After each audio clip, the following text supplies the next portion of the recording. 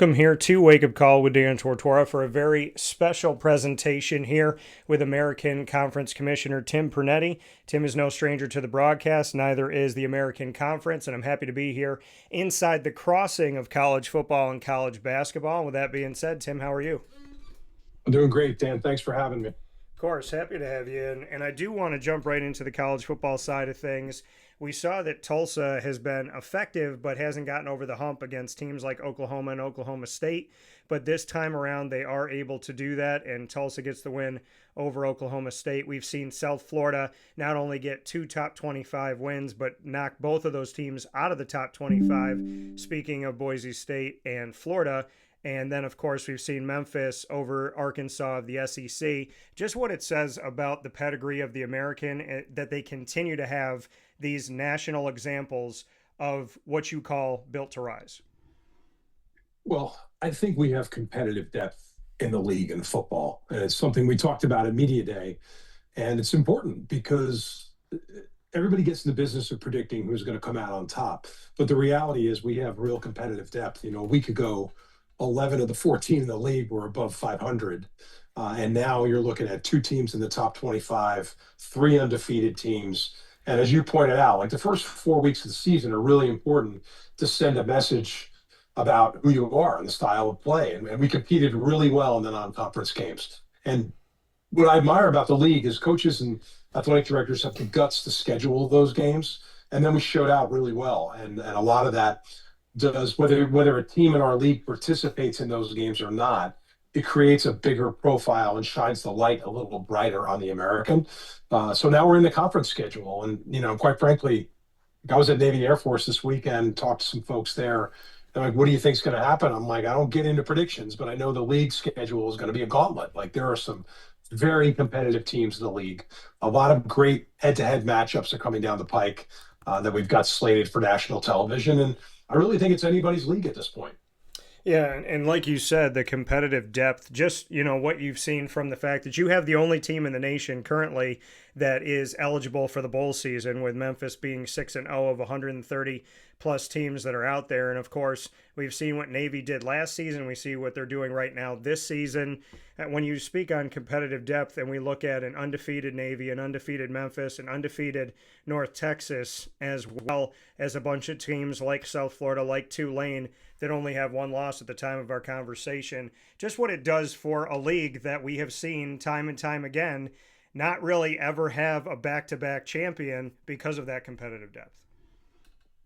Yeah, and I think that's the thing people love, is that you don't know what the story's going to be. Like you don't know who's going to emerge. I think that a lot of the folks out there that look at college football and write about it and talk about it like you had an idea, you know, of how things might play out.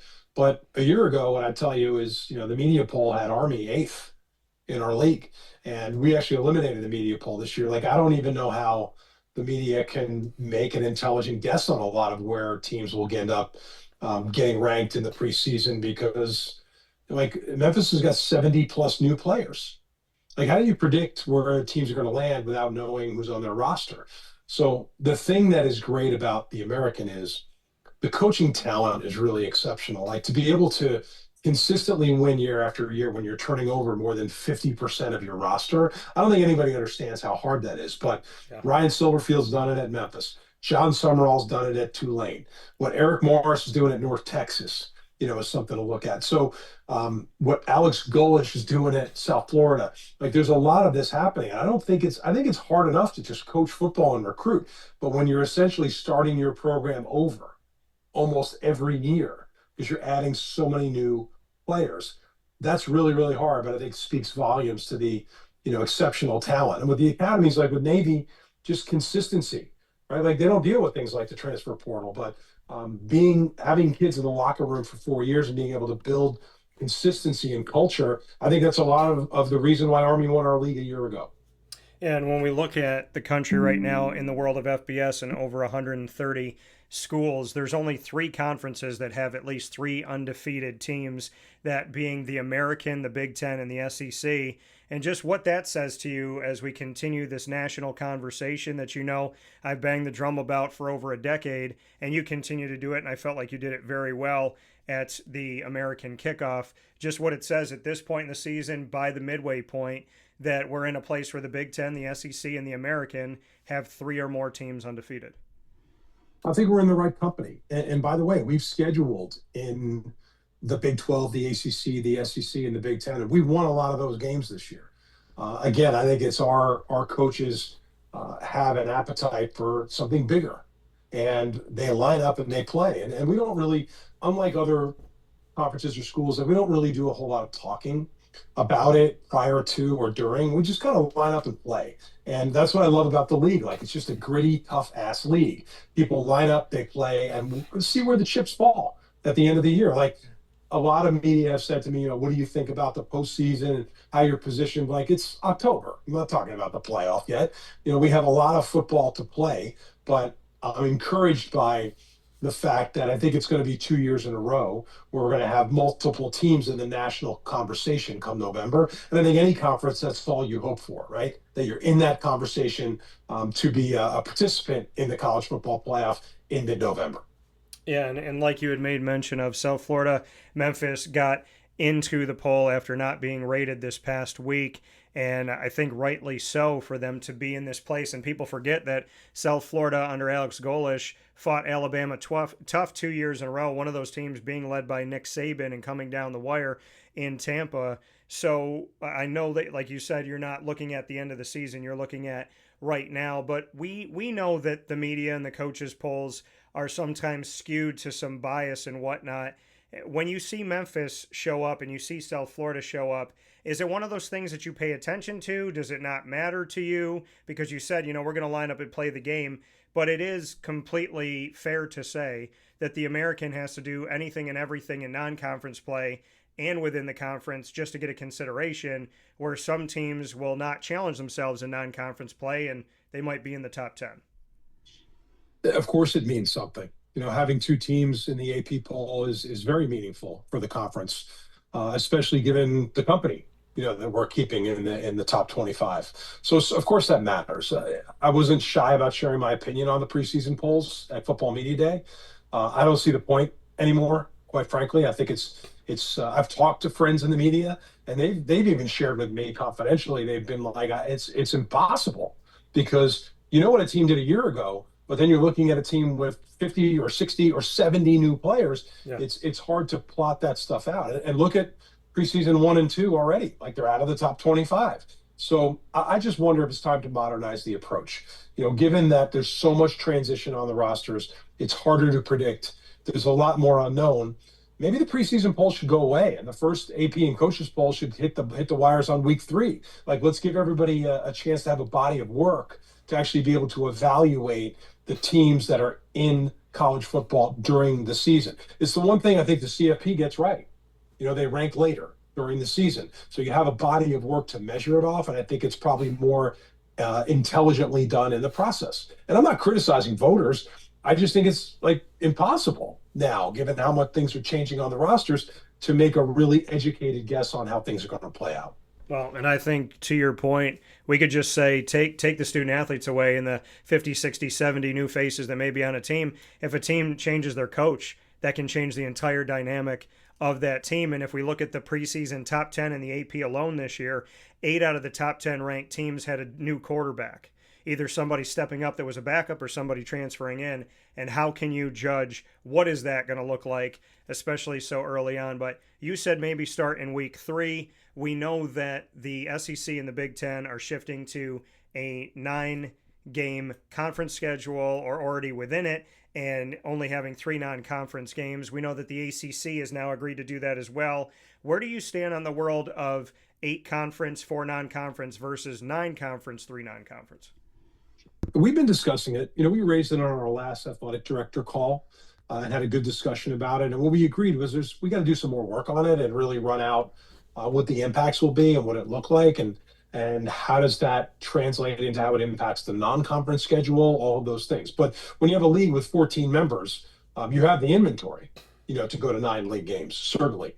We also want to see what the impact of all these other conferences going to 9 games will be. Like, we're already feeling some of the impact, in that certain games are getting pushed out further into the future, and certain games are, quite frankly, getting dropped. But the flip side of it too is, I think everybody's impression was, oh, all the group of 5 guys are going to get dropped. There's some of those games that are getting dropped anyway, but at the same time, North Texas schedules Indiana, Charlotte schedules LSU. Like, we're still hunting and getting a lot of these matchups on the books. So it'll certainly have an impact on the American, but we have been talking about what do we do in the future for our conference, because listen, I can't control what other conferences do. They have to do what's best for them. They're all trying to position themselves for the postseason, but we're doing the same thing. And the good news is, if 9 games is something that our membership wants to consider, we have the inventory, to do it. Beyond that, there's a lot of factors that go into it. So where we left it with our ADs was we were going to do some more work on it and try to bring them more analysis so we could have an intelligent conversation about it. Well, it seems like when it comes to the polls, be it the AP, the coaches poll, or the college football playoff committee's poll, that the American is judged more on that non-conference play because there's not as much respect within the conference, which I've disagreed with in many ways. But it seems like scheduling those games, being willing to play those teams in the Big 12, the Big 10, the SEC, and the ACC bodes well for you, especially obviously when you win those games. So I would imagine that that's got to be a main factor of this, is wanting to have that path to the playoff be an every year thing and not an every other year or whatever that may be. Yeah, it matters. And we have coaches and athletic directors that have the guts to schedule. And I don't see that changing anytime soon. Like, when we see opportunities, we line up and we try to grab them and get them on the schedule, which is really good. But as far as like the respect goes, like, I don't want to get too much into using the word fair and anything like that. But I think the play speaks for itself. There certainly is.